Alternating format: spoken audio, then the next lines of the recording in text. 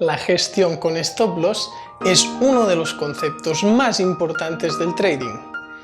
Un entendimiento profundo de los principios y mecánicas en que se apoya es esencial para ubicar adecuadamente el stop loss.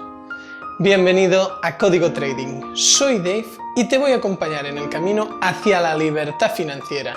¡Empecemos!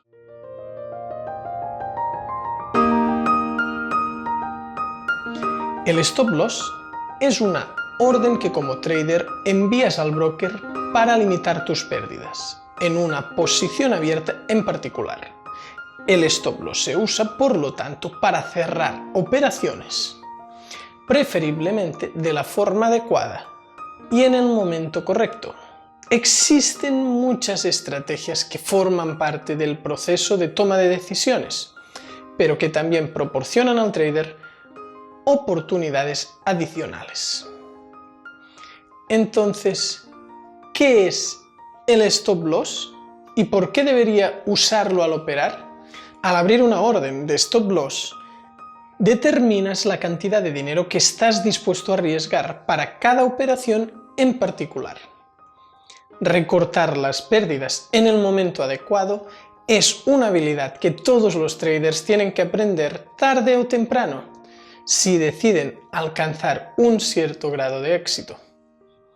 Los traders profesionales creen que saben ajustar su stop loss a las condiciones del mercado y no solo a la cantidad de dinero que estás dispuesto a sacrificar.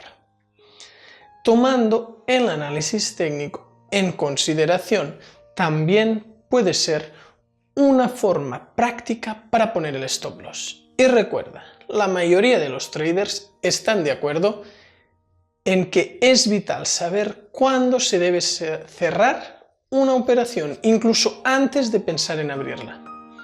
Existen tres factores principales de determinación para los puntos de stop loss óptimos.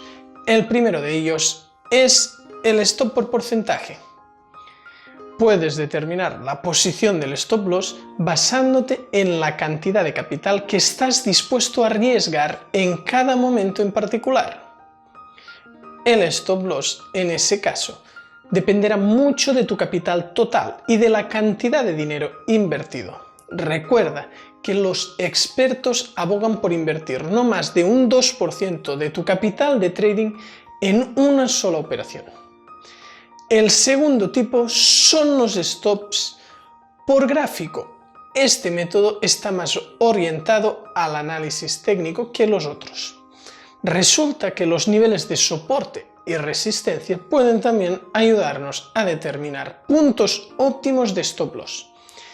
Establecer un stop loss más allá de los niveles de soporte o resistencia es una forma de hacerlo. Cuando el mercado opera fuera de esa área, hay una gran probabilidad de que la tendencia continúe funcionando en tu contra. Es el momento de recoger lo que queda de tu inversión. El tercer tipo es el stop por volatilidad. La volatilidad es algo que los traders no pueden olvidar. Puede diferir drásticamente de un activo a otro y tiene un impacto tremendo en los resultados de trading. Saber cuándo puede cambiar un par de divisas o un stop puede ayudarte enormemente a determinar puntos de stop loss óptimos. Los activos volátiles tal vez requieran una tolerancia más alta y por lo tanto necesiten niveles más grandes de stop loss.